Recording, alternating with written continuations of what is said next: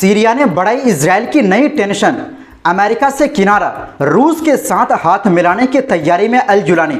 Golan सीमा पर रूसी सैन्य गश्ती की फिर से वापसी, बनेंगे बेस, एयर डिफेंस सिस्टम भी होंगे तैनात। अगली खबर में आपको बताएंगे गाजा की जंग से दुनिया में अकेला पड़ा इजराइल, इजरायली मीडिया का खुलासा, अमेरिका में भी घटा समर्थन, दोनों पार्टियां खफा, बढ़ती वैश्विक तन्हाई और आर्थिक बहिष्कार का डर। इसी के साथ आपको बताएंगे इजरायल में सेना और रक्षा मंत्री आमने सामने, ब्रिगेडियर जनरल की नियुक्ति पर भड़की सियासी सैन्य जंग, और साथ में आपको बताएंगे जहां होनी है ट्रंप पुतिन की मुलाकात, वहां चीन ने क्यों तैनात किए 5 बड़े जहाज। दोस्तों खबरें काफ़ी इंपॉर्टेंट है, तो बिना समय गवाए बात करते हैं खबरों की। दोस्तों सीरिया में नई सरकार बनने के बाद देश की विदेश नीति में बड़ा बदलाव देखने को मिल रहा है। सीरिया के राष्ट्रपति अहमद अल शरा अब ना तो अमेरिका से और ना ही सऊदी अरब से मदद मांग रहे हैं, बल्कि इस बार संकट से निकलने के लिए उन्होंने सीधे रूस का रुख किया है। रूसी अखबार कोमरसात की एक रिपोर्ट के मुताबिक 1 अगस्त को मॉस्को में सीरियाई विदेश मंत्री असद अल शैबानी ने वहां रह रहे सीरियाई समुदाय से मुलाकात की। इस दौरान उन्होंने खुलासा किया कि दमिश्क ने रूस से इजरायल की सीमा के पास पहले जैसी सैन्य पुलिस गश्त फिर से शुरू करने की मांग की है। दरअसल सीरिया का मानना है कि गोलान हाइट्स के बफर जोन में रूसी सैन्य पुलिस की वापसी इजरायली दखल अंदाजी को काफ़ी हद तक रोक सकती है। नई सरकार को भरोसा है कि रूस न केवल सीमाई इलाकों में स्थिरता बनाए रखेगा, बल्कि सीरिया और इजरायल के बीच संपर्क के रास्ते भी खुला रखेगा। ये कदम सीरिया के लिए सिर्फ सुरक्षा का नहीं, बल्कि कूटनीतिक संतुलन बनाए रखने का भी तरीका माना जा रहा है, और आगे चलकर एयर डिफेंस सिस्टम भी मिल सकता है। रिपोर्ट में कहा गया है कि कई सालों तक रूसी सैन्य पुलिस इस बफर जोन में तैनात रही। उनका काम था वहां झगड़े लड़ाई को रोकना और अंतर्राष्ट्रीय समझौते के मुताबिक हालात को शांत रखना। लेकिन करीब 9 महीने पहले जब पूर्व राष्ट्रपति बशर अल असद की सरकार गिर गई तो रूस ने अपनी सैन्य पुलिस वहां से हटा ली। इसके बाद से ही सीमा पर इजरायल की हलचल बढ़ गई, जिससे सीरिया की नई सरकार की चिंता बढ़ गई। अब नई सरकार और रूस के बीच लगातार बातचीत हो रही है, जिसमें तार्टस और लताकिया जैसे अहम ठिकानों पर रूसी मौजूदगी को लेकर भी बातें शामिल है। ये बातचीत सिर्फ बॉर्डर की सुरक्षा के लिए नहीं है, बल्कि इसका एक बड़ा मकसद रूस को सीरिया में लंबे समय तक साझेदार बनाए रखना भी है।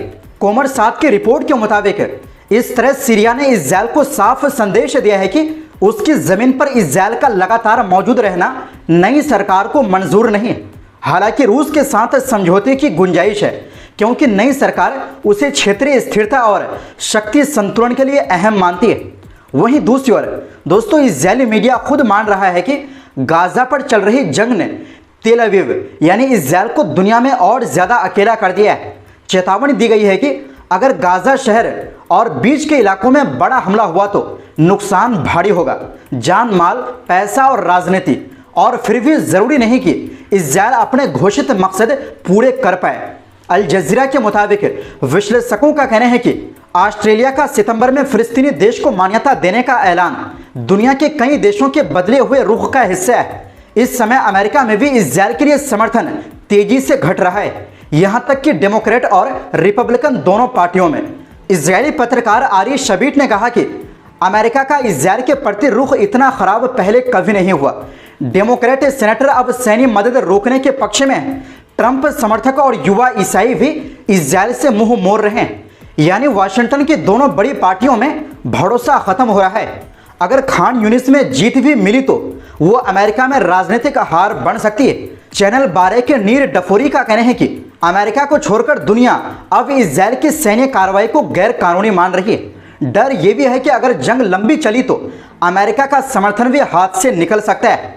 वहीं एक और इजरायली पत्रकार बेन ड्रोड यामिनी के मुताबिक गाजा में हमास के शहीद नेता यहिया सिनवार कब्र में हंस रहे होंगे, क्योंकि इजरायल की छवि गिरते गिरते अब नस्ल भेदी दक्षिण अफ्रीका जैसी हो रही है। अकादमिक, सांस्कृतिक और आर्थिक बहिष्कार बढ़ रहे हैं। यूरोप को निर्यात घटा है, डील्स फंस रही है और बिजनेस जगत इसे महसूस कर रहा है।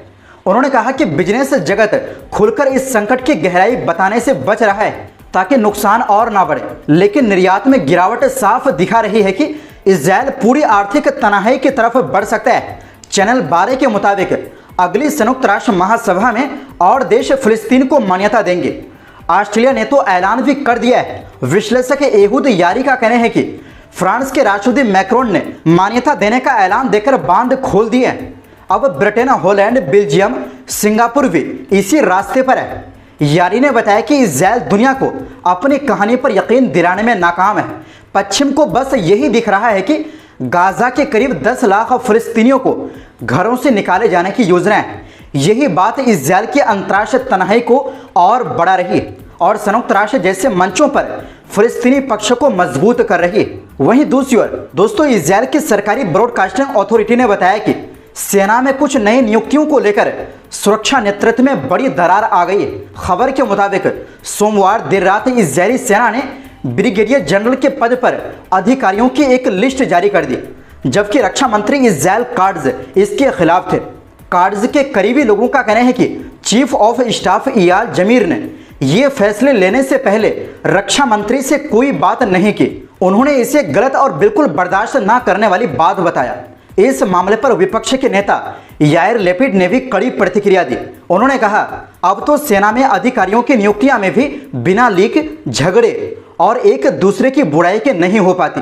उन्होंने नेतन्याहू सरकार को पागल करार दिया। लेपिड ने आगे कहा, देश चलाने का यह तरीका नहीं है और सेना का नेतृत्व भी ऐसे नहीं किया जाता। दोस्तों, ये मामला ऐसे समय सामने आया है जब मीडिया में खबरें हैं कि प्रधानमंत्री बेंजामिन नेतन्याहू की गाजा पर पूरा कब्जा करने की योजना को लेकर राजनीतिक और सैन्य नेताओं के बीच कड़ा टकराव चल रहा है। वहीं दूसरी ओर दोस्तों, इसी शुक्रवार यानी 15 अगस्त को अमेरिका के राष्ट्रपति डोनाल्ड ट्रंप और रूस के राष्ट्रपति व्लादिमीर पुतिन की मुलाकात होनी है। जगह तय की है अलास्का, मगर इन दोनों की बैठक से पहले एक खबर आई है चीन को लेकर। अमेरिका के कोस्ट गार्ड के मुताबिक चीन ने हाल ही में एक साथ 5 रिसर्च जहाज अलास्का के पास आर्कटिक इलाके में भेजे हैं। कोस्ट गार्ड इनकी हरकतों पर नजर रख रहा है और कह रहा है कि अगर कोई भी विरोधी ताकत अलास्का या अमेरिकी आर्कटिक पानी में कुछ करती है तो वो जवाब देने के लिए तैयार है। न्यूज़ वीक ने इस बारे में चीनी विदेश मंत्रालय से भी बात करने की कोशिश की है। दोस्तों, चीन खुद को आर्कटिक के पास का देश बताता है और कहता है कि उसका इस इलाके में अहम रोल है। पिछले कुछ सालों में उसने यहाँ अपनी मौजूदगी बढ़ा दी है, खासकर पिछले साल जब उसने एक साथ 3 रिसर्च जहाज भेजे थे। अमेरिका को चीन की इस बढ़ती मौजूदगी और रूस के साथ उसकी दोस्ती से चिंता है।